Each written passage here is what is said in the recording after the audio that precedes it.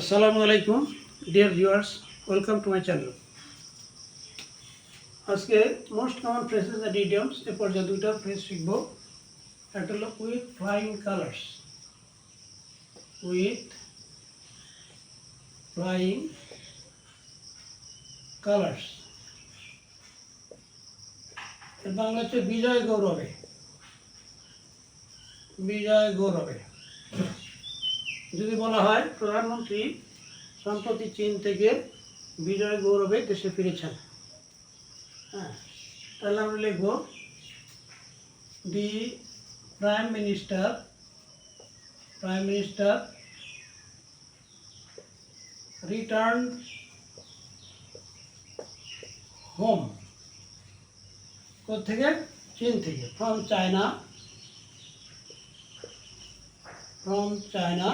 কিভাবে ফিরেছেন? With flying colours. With flying colors. The Prime Minister returned home.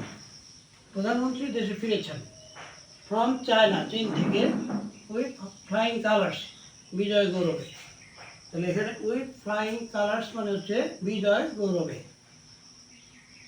আচ্ছা, আরেকটা ফ্রেজ আমরা শিখব।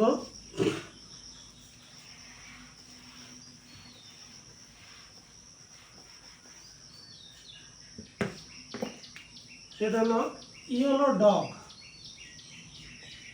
ইয়েলো ডগ মানে হচ্ছে নিজ ব্যক্তি, নিচাশয় ব্যক্তি, নিম্ন পর্যায়ের ব্যক্তি, মন মানসিকতা নিচু, এরকম।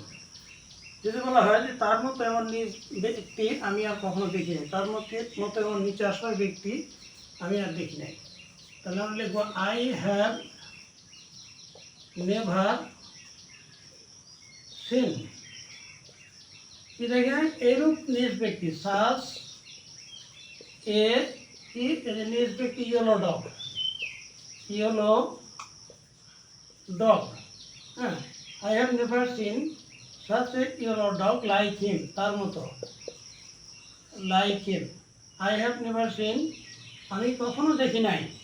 কি দেখি নাই? সাচ এ ইয়েলো ডগ, নিচাশয় ব্যক্তি, নিজ মনের লোক, হ্যাঁ, লাইক হিম, তার মতো। I have never seen such a yellow dog like him. এই ইয়েলো ডগ হলো নিচাশয় ব্যক্তি, নিজ মনের ব্যক্তি, হ্যাঁ, ইয়েলো ডগ। তো আজকে পর্যন্তই, আবার দেখাবো ইনশাল্লাহ। থ্যাংক ইউ অল, আল্লাহ হাফেজ।